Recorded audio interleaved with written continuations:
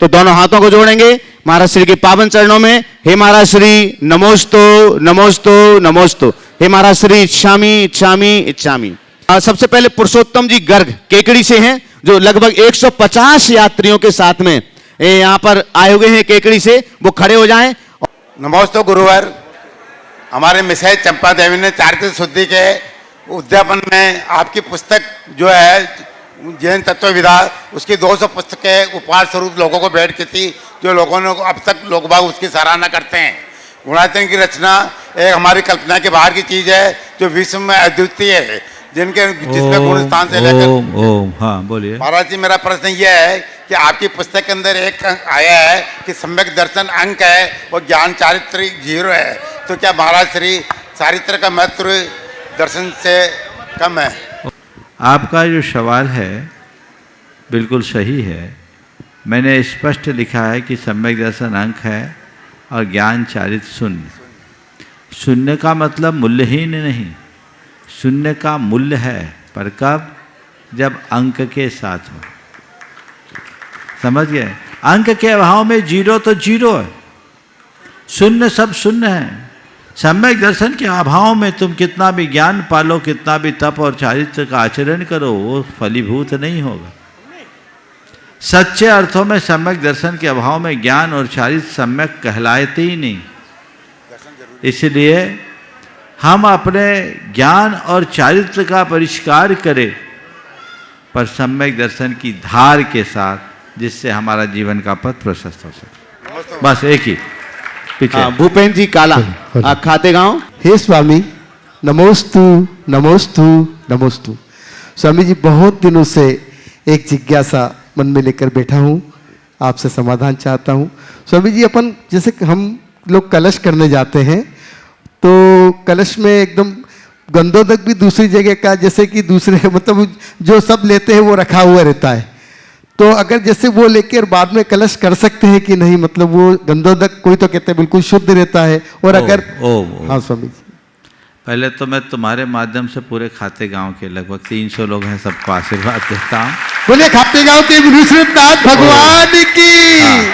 और सब खाते गांव वाले एक प्रश्न में अपने सारे प्रश्न समझ लेना, है ना, क्योंकि भैया जी के पास प्रेशर ज़्यादा है, समय अनुसार अवसर मिलेगा। और जो सवाल है, मंदिर जी में कलश करने से पूर्व गंधोदक लेना चाहिए कि नहीं?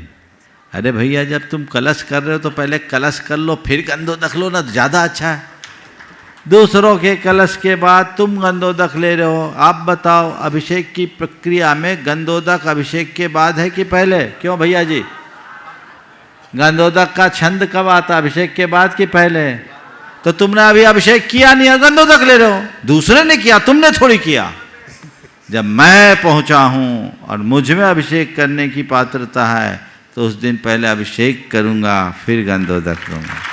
हे स्वामी, जिस दिन गंधोदक अभिषेक करने की पात्रता नहीं है, सुआ सूतक लगा है या और कोई बात है, तो बात जुदी।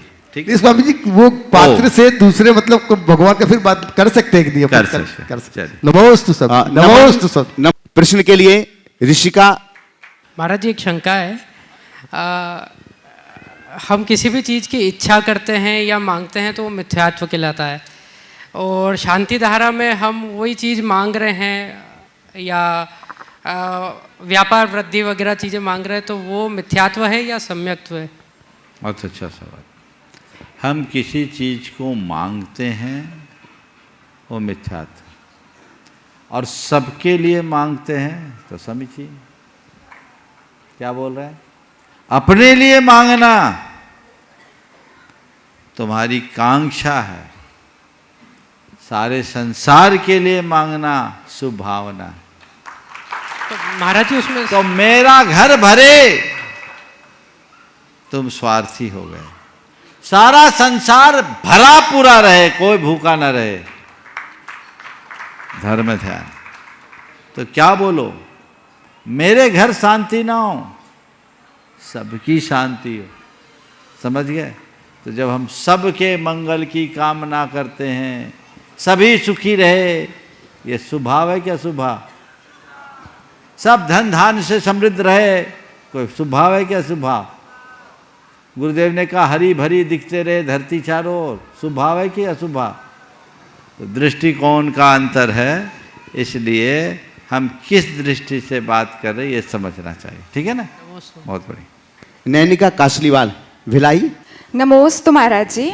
महाराज जी, जैसे स्पेसक्राफ्ट कई ग्रहों में लैंड कर रहे हैं और साइंस के अकॉर्डिंग कई सोलार सिस्टम के पिक्चर्स हमारे सामने आ रहे हैं, तो हमारे जैन भूगोल के अकॉर्डिंग ये कहाँ के पिक्चर्स है? इस विषय नमोस्तु में महाराज जी। मैंने अपना मंतव्य 30 तारीख को ही जारी कर दिया है, उसे सुन ले। ठीक है, चलिए। नमोस्तु डिम्पल महाराज जी। जी बड़जात्या जसपुर। नमस्तु भगवान। भगवान, ये क्वेश्चन ये है कि अनंत वीर्य भगवान सबसे पहले मोक्ष गए थे इस काल में, लेकिन उनकी एक भी प्रतिमा नहीं है। प्रतिमा बाहुबली भगवान की, बाकी भगवान की, उनको पहले भगवान में उनकी प्रतिमा क्यों नहीं है कहीं भी? देखिए, कायदे से हमारे मूल आराध्य केवल 24 तीर्थंकर ही हैं, और इसलिए 24 तीर्थंकर भगवंतों की प्रतिमा को ही प्रतिष्ठापित करने की परिपाटी रही है। हमारे जितने भी प्राचीन जिन प्रतिमाएं प्रकट हुई है वे सब तीर्थंकर प्रतिमाएं ही हुई। कालांतर में भरत और बाहुबली, जो भगवान ऋषभदेव के पुत्र और प्रथम चक्रवर्ती और कामदेव के रूप में ख्यापित थे, कुछ स्थानों में उनकी प्रतिमाएं स्थापित की गई। बाहुबली गोमटेश 1000 वर्ष से हैं, उनसे भी प्राचीन बाहुबली भगवान की प्रतिमा मध्य प्रदेश में कटनी के पास बिलहरी में 8वीं-9वीं शताब्दी की 2 प्रतिमाएं थी, और इसी काल की लगभग इसके ही बराबर काल की छोटी प्रतिमाएं थी। एक फलक पर भरत और बाहुबली की 2 प्रतिमा जो थोड़ी भग्न थी, खंडित थी, हमने सिरोंजी तीर्थ क्षेत्र में देखी, जो लगभग 2.5-3 फीट की होगी, लेकिन अद्भुत प्रतिमा थी। और उसमें सबसे विशेष ध्यान देने योग्य बात है ब्रह्मचारी जी, उसमें भरत चक्रवर्ती के चिन्ह में चक्र लगा हुआ था, चक्र उनका लांछन बना था, और बाहुबली पे लताएं थे, ये अंकित की गई। पर गोमटेश बाहुबली के बाद दक्षिण भारत में गोमटेश की प्रतिमा ज़्यादा प्रसिद्धि पाई, और सहस्राब्दी महोत्सव के बाद बाहुबली गांव-गांव में विराजमान हो गए। धीरे धीरे आजकल कई महान आत्माओं की प्रतिमाएं भी अंकित की जाने लगी, लेकिन मैं चाहता हूं कि इसे प्रोत्साहित न किया जाए तो ही अच्छा है। कहीं से अगर उनका निर्वाण आदि हुआ, वहाँ उनकी प्रतिमा को अंकित करना तो फिर भी ठीक है। अगर जगह जगह हम इन सब की तीर्थंकरों की, केवलियों की, तीर्थंकरों के अतिरिक्त अन्य केवली और सिद्ध परमात्माओं की प्रतिमाएं विराजमान करेंगे, तो हम अपने आने वाली पीढ़ियों को ये नहीं समझा सकेंगे कि हमारे मूल आराध्य 24 तीर्थंकर ही हैं, और उसका वही परिणाम होगा जो बहुदेवतावाद के कारण वैष्णव परंपरा का हुआ। तो हमें इन बातों पर गंभीरता से ध्यान रखना चाहिए। शायद इसी वजह से अनंत कीर्ति आदि हमारे परमात्माओं की प्रतिमाओं का ज़्यादा चलन नहीं हुआ। शानू जैन सूरत आगे तैयार रहेंगे। शिल्पा सुप्रिया जैन प्रामाणिक समूह रतलाम।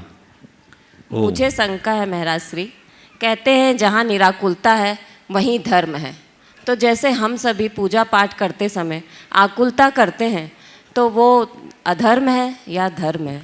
पहली बात तो ये बताओ, पूजा करते हो तो आकुलता करते क्यों? पूजा करो, आकुलता मत करो। आप जितनी पूजा कर रहे हो आपका धर्म हुआ, जितनी आकुलता कर रहे हो आपका अधर्म हुआ। अब आप देख लो बैलेंस में क्या ज़्यादा है। ठीक है ना? चलिए। नमोस्तु महाराज। शिल्पा सुप्रिया जैन। नमोस्तु गुरुवर। गुरुवर, मैं अपना भावना योग का एक्सपीरियंस यहाँ शेयर करना चाहती हूँ।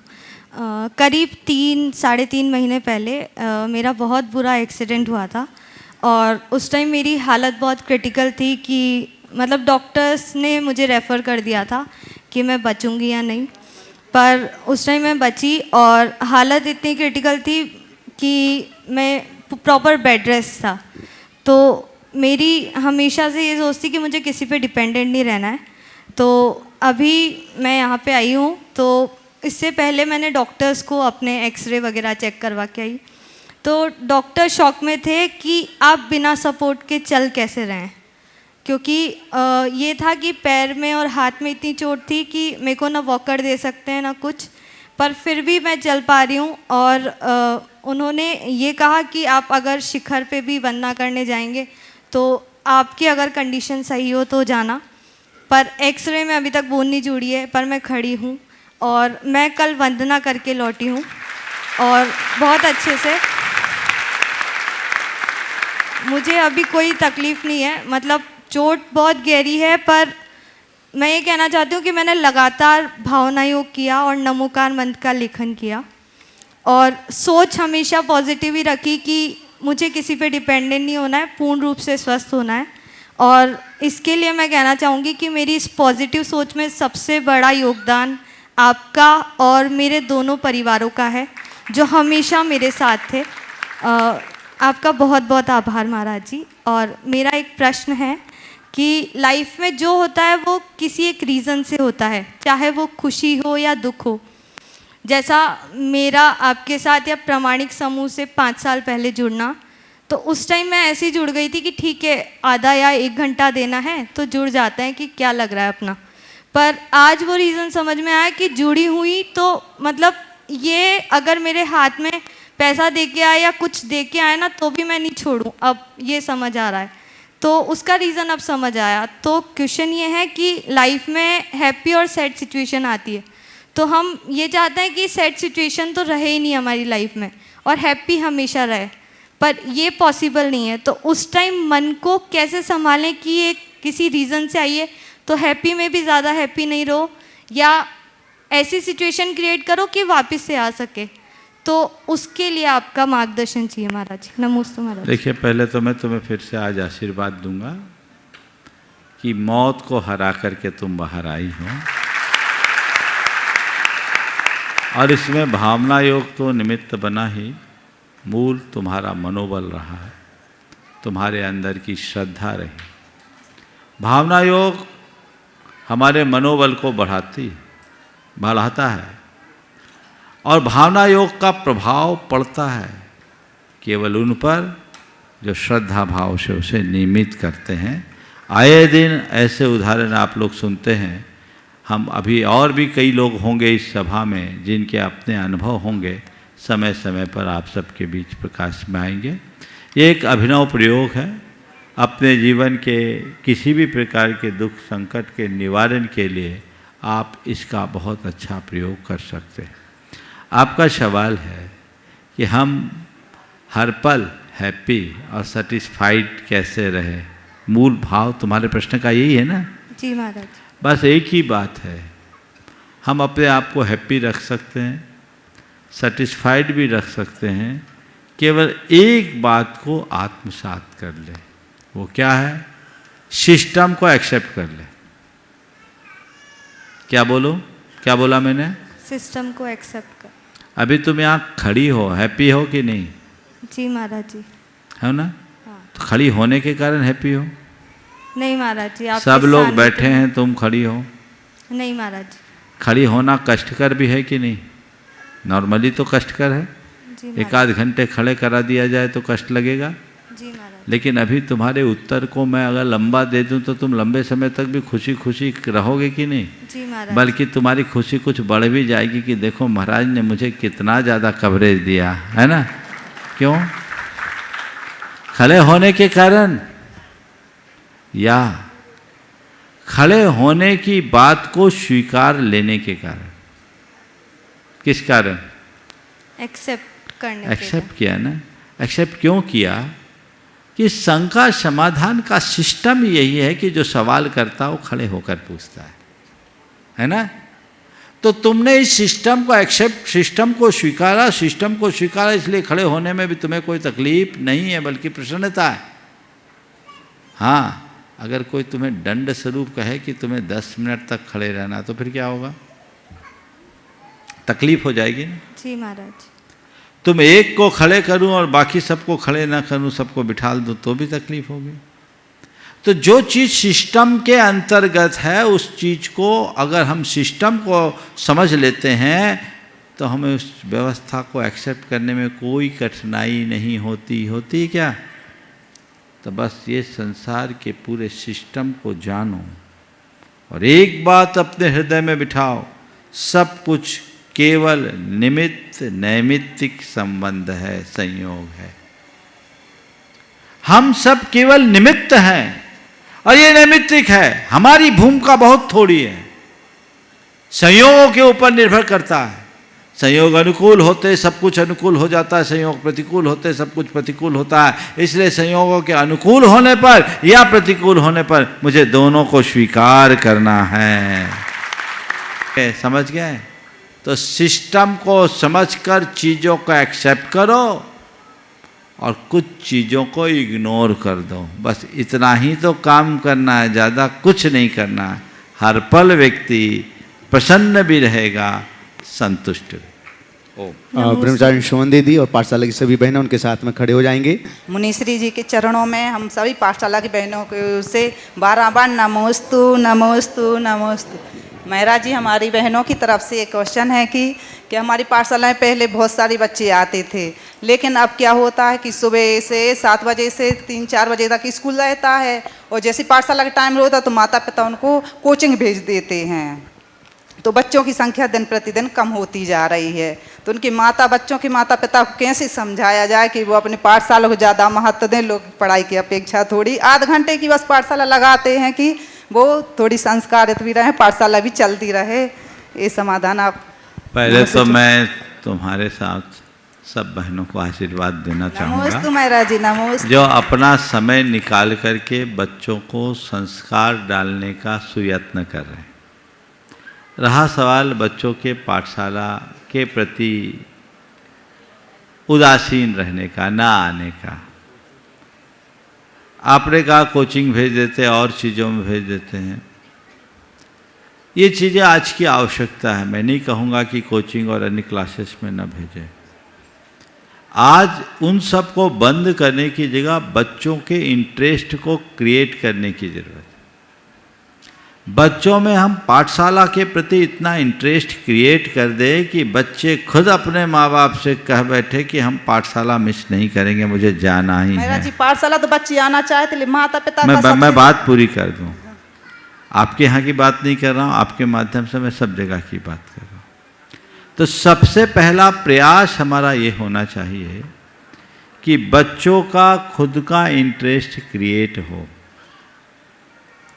जब उनका इंटरेस्ट क्रिएट होगा तो माता पिता के मना नहीं कर पाएंगे माता पिता, ऐसा मेरा मानना है।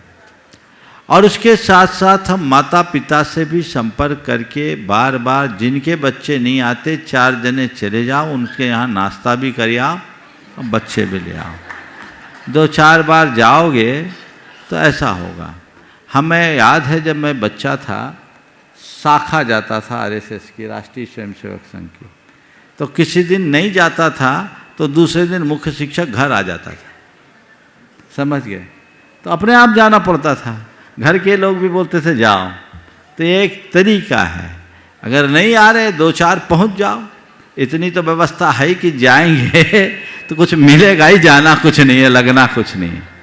पर एक जो बच्चों में इंटरेस्ट क्रिएट करने की बात है, मैं देश भर के सभी पाठशाला के संचालकों से कहूँगा, वे एक बार प्रामाणिक पाठशाला से जुड़कर देखें।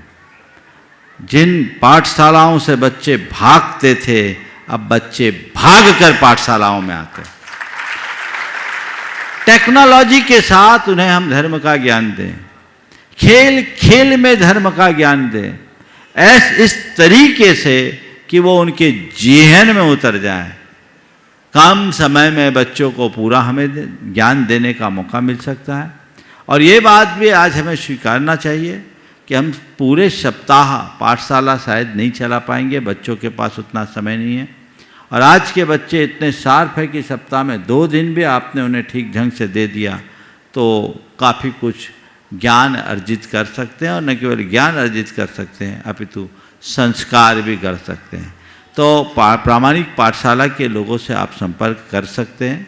वे सारी सामग्री और तकनीक आपको उपलब्ध कराते हैं और उससे आप अगर जुड़ते हैं तो आपको निश्चित उसके अच्छे परिणाम प्राप्त होंगे। सभी को आशीर्वाद। नमोस्तु महाराज। पूज्यवर मुनि श्री निर्भीक सागर जी महाराज जी के पावन चरणारविंद में नमोस्तु पूर्वक निवेदन है। मुनि श्री को नमोस्तु करते हुए, एक नगर में वर्षा युग चल रहा था। उसी समय एक श्रावक एक बच्चे को हमारे पास लेकर के आया। बच्चा बहुत घबराया हुआ था, रो रहा था और वो कह रहा था मैं मर जाऊंगा लेकिन अपने घर नहीं जाऊंगा। 7वीं क्लास का वो बच्चा था। हमने कहा बेटा इतना घबराया क्यों है, रो क्यों रहा है? उसने कहा मेरी मम्मी ने कहा था तुझे 90% लाना है और मेरे 70% बने हैं। अब मैं घर जाऊंगा तो मेरी मम्मी मुझे बहुत मारेगी, पापा भी मारेगी, इसलिए मैं मर जाऊँगा, घर नहीं जाऊंगा। फिर हमने उस बच्चे के माता पिता को बुलाया और उनको समझाया कि वास्तव में आप बच्चे के जीवन से खिलवाड़ ना करें। आज क्या हो रहा है, हर माता पिता की भावना होती है हमारा बच्चा बहुत अच्छे प्रतिशत लेकर के आए। इस प्रकार से जो क्या प्रतिशत के माध्यम से ही बच्चों का जीवन उज्जवल और सुखी बन सकता है, क्या जो बच्चे कम प्रतिशत लाते हैं क्या उनका जीवन सुखी और अच्छा नहीं बन सकता? इस विषय में आपका मार्गदर्शन हो तो बहुत उचित हो। बच्चे का रिजल्ट आया, रिजल्ट बाप के हाथ में था और बाप भुन भुना रहा था। ये कोई रिजल्ट है? हिंदी में 20 अंक, अंग्रेजी में 7 अंक, गणित में 12 अंक, साल का 12 बजा दिया। कोई रिजल्ट है? पूरी साल चौपट कर दी। बड़बड़ाया जा रहा था। उसकी धर्मपत्नी ने कहा क्या बात है, इतने गर्म क्यों? बोले देखते ही कोई रिजल्ट है। पत्नी ने रिजल्ट देखा, कहा थोड़ा ध्यान से देखो तो पता लगा उसके बाप का रिजल्ट था।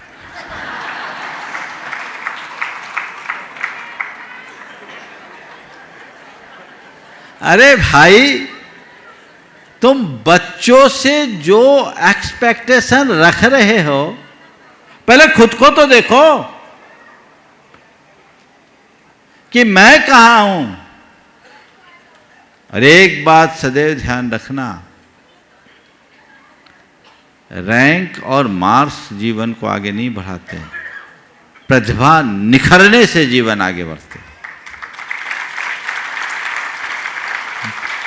बच्चों को अच्छी रैंक लाने के लिए प्रेशराइज मत कीजिए। बच्चों को अच्छा ज्ञान अर्जित करने के लिए प्रेरित कीजिए।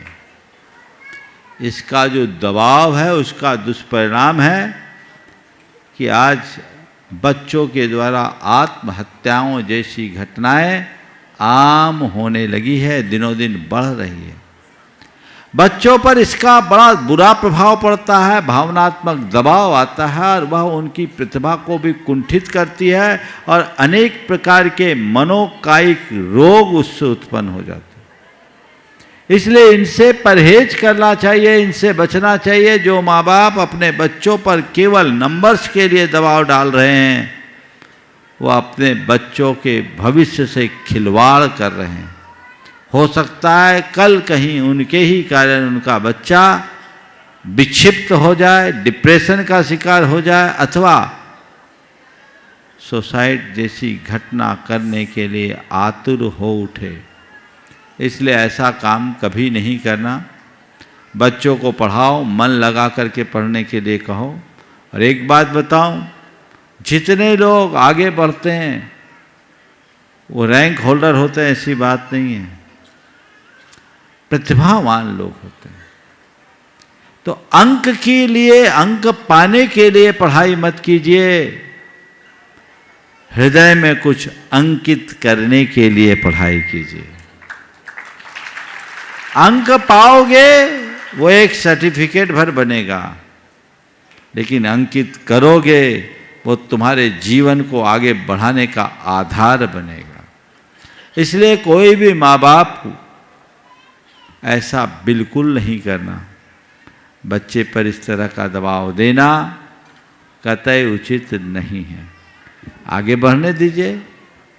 और तरीका भी है बच्चों के लिए। एक बच्चे का रिजल्ट निकला, रिपोर्ट कार्ड के हाथ में था, उसमें उसके 5 विषयों में डिस्टिंक्शन था, पर उसकी फिजिक्स में और इंग्लिश में मार्क्स कम थे। माँ ने रिपोर्ट देखा, सब में गुड गुड लिख दिया, और जो फिजिक्स और इंग्लिश था उसमें कुछ नहीं लिखा। उसकी सहेली बैठी थी, उसने कहा देखो आपको बच्चे को कहना था कि बेटे तुमने सब में अच्छा किया, लेकिन फिजिक्स और इंग्लिश तुम्हारा वीक है, तुम्हें इस पर ध्यान देना चाहिए। तुमने उसमें कुछ लिखा क्यों नहीं, कोई रिमार्क क्यों नहीं दिया? बोले नहीं मुझे देने की ज़रूरत नहीं। बोले क्यों? बोला मेरा बेटा समझदार है, उसे पता है माँ ने कोई रिमार्क नहीं किया तो मेरी कमी कहाँ है, मुझे क्या करना है, वो सुधार लेगा। दृष्टिकोण ऐसा होना चाहिए। और बच्चे ने आखिरकार अपना सुधार किया और आगे बढ़ गया। तो ये नंबर नंबर नंबर नंबर, और इसमें भी ज़्यादातर दबाव मम्मियों का होता है। और आजकल की मम्मियाँ, माताएं तो बची नहीं, इसलिए मैं मम्मियाँ शब्द का प्रयोग कर रहा हूँ, और अब तो माम हो गई हैं।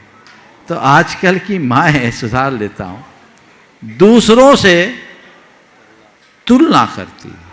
उसके बच्चे के इतने परसेंट तो मेरे बच्चे के भी ऐसे हो। बच्चे का मार्क्स कम आता है तो इनको लगता है जैसे इनके हाथ से बहुत कुछ खो गया। ये अच्छी बात नहीं है, इस पर हमें बहुत गंभीरता से ध्यान देना चाहिए।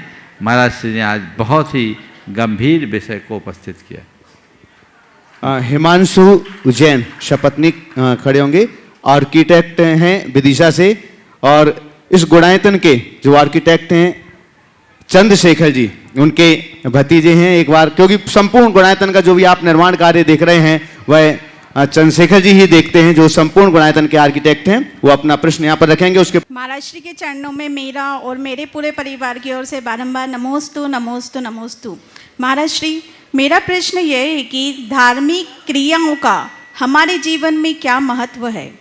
हम कर्म तो करते हैं परंतु क्रियाओं पर महत्व नहीं देते हैं, ये कहाँ तक उचित है? कृपया मार्गदर्शन दीजिए। देखिए, आपने बहुत अच्छा सवाल किया है। धार्मिक क्रियाओं का हमारे जीवन में क्या महत्व? मैं आपसे पूछता हूँ, किसी गाड़ी को चलाने में मूल भूमिका किसकी होती है? बोलो। डीजल की, ड्राइवर की। गलत। इंजीनियर हो आप भी? जी महाराज जी। तो बताओ, गाड़ी को चलाने में मूल भूमिका किसकी होती है? पहिए की। इंजन की।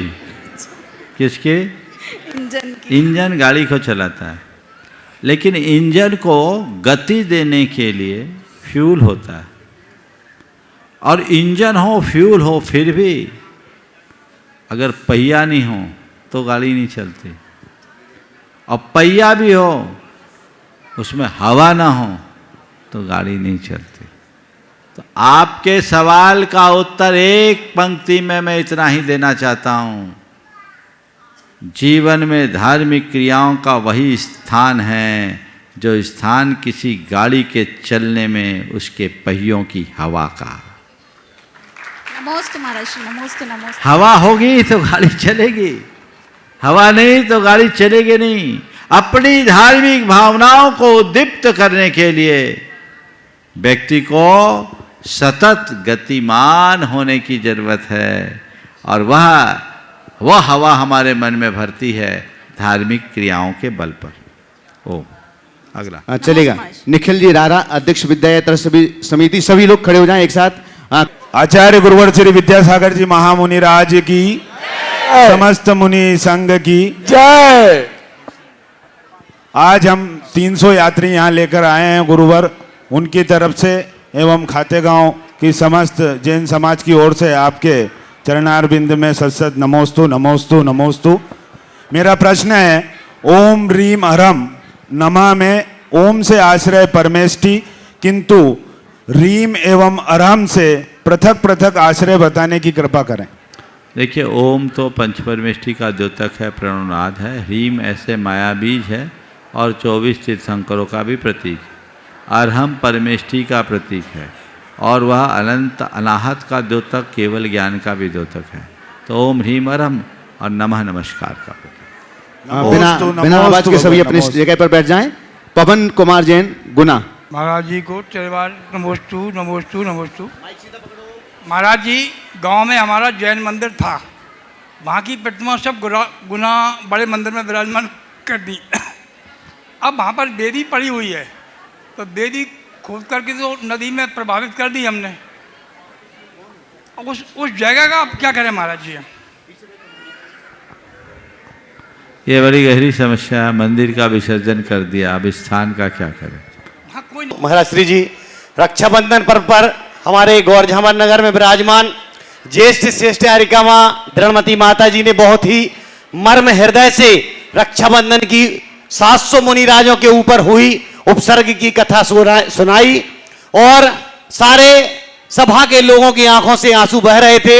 मैंने माता जी से एक जिज्ञासा की तो माता जी ने बोला कि आप शिखर जी जा रहे हो, मेरी और आप दोनों की ओर से पूज्य मुनिश्री के चरणों में नमोस्तु निवेदित करते हुए एक यह सवाल आप पूछ लेना। महाराज श्री जी, इतनी विशाल उपसर्ग जो आज तक पृथ्वी पर कोई कल्पना नहीं कर सकता कि 700 मुनिराजों के ऊपर इतना दुखद उपसर्ग, और एक और तो विष्णु कुमार मुनिराज अपना जो मुनि व्रत धारण किए हुए थे वो भी उसमें नियम को तोड़ करके रक्षा करने के लिए आ गए।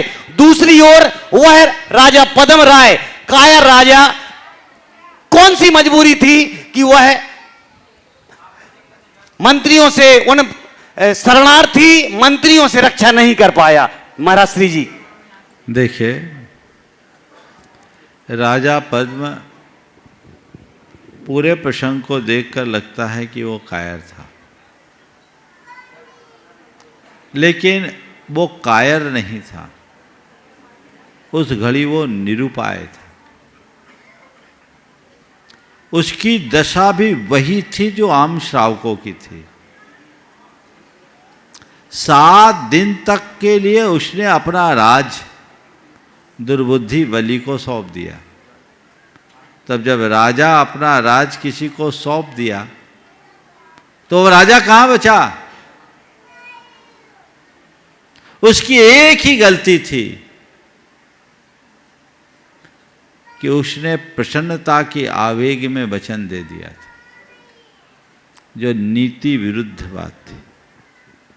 नीति कहती है जब खूब प्रसन्नता हो और या ज्यादा गुस्सा हो तो किसी को कोई वचन मत देना, गड़बड़ होगा। वो वचन देके फंस गया। वो निरुपाय था, उसके पास कोई उपाय नहीं था, क्योंकि पूरी राज सत्ता उसके हाथ से बाहर चली गई थी। तब नक्षत्र कांपे, कहानी आप सबको पता है। और विष्णु कुमार महाराज ने आकर के मुनि राजों का उपसर्ग निवारण किया, उनकी रक्षा की। इस संदर्भ में एक बात और कहूंगा कि गृहस्थों के द्वारा उपसर्ग हो तो जाते हैं, पर गृहस्थों के द्वारा उपसर्ग निवारण की कथा देखने को नहीं मिलती। वो निरुपाय है, कमजोर है। भले वो कहने को राजा था, लेकिन राजा होकर के भी नहीं कर पाया। मन में तो उसको भी तकलीफ होगी, पर करे तो क्या करे। और जब हम सबका पुण्य जागा, विष्णु कुमार महाराज तारनहार बनकर हम सबके बीच आए, उनने आगे बढ़ाया। वो राजधर्म से बंधे थे, इनने अपने मुनि धर्म और सम्यक्त का धर्म निभाया और आस्था प्रशस्त किया। तो सब अपनी अपनी भूमिका के अनुरूप करते हैं। मैं राजा पद्म को कायर, नीच, अधम जैसे शब्दों से संबोधित करना पसंद नहीं करूँगा। वो राजा था, राजा, ऐसा वैसा राजा नहीं, जिनके भ्राता विष्णु कुमार जैसे महामुनिराज थे वो राजा। लेकिन कई बार अच्छे लोगों के द्वारा भी कुछ ऐसी गलतियां हो जाती है जो उनके पूरे जीवन के ऊपर एक काला धब्बा बन जाता है। शायद आज भी राजा पद्म उसी धब्बे के शिकार बने। तो ये सब परिणति का खेल है, कब किसके साथ कैसी परिणति हो जाए कहा नहीं जा सकता। इसलिए इस पूरे प्रसंग को उसी संदर्भ में देखना ज़्यादा उचित हो। नमोस्तु भगवान। एकता जैन शुजालपुर। नमोस्तु महाराज जी, मेरा प्रश्न ये है कि हम किसी को अच्छी सलाह देते हैं तो उसके साथ अच्छा या बुरा होना उसके भाग्य का लिखा हुआ होता है या हम उसके अच्छे बुरे के लिए निमित्त बन जाते हैं? देखिए, सलाह तो निमित्त है, कोई ज़रूरी नहीं कि किसी को आप अच्छी सलाह दो तो वो स्वीकार ही ले, फिर दूसरी बार आपकी सलाह उसके लिए काम कर ही दे, ये कोई नहीं है।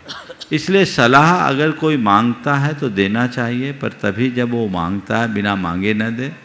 और जो सलाह देते हैं उनके मन में कभी अहंकार नहीं होना चाहिए कि ये मेरी सलाह से आगे बढ़ा, उसे अपने आप को निमित्त मानकर चलना चाहिए। सुशील जी काला, खाते गांव। सिद्धोदय सिद्धि क्षेत्र की जय।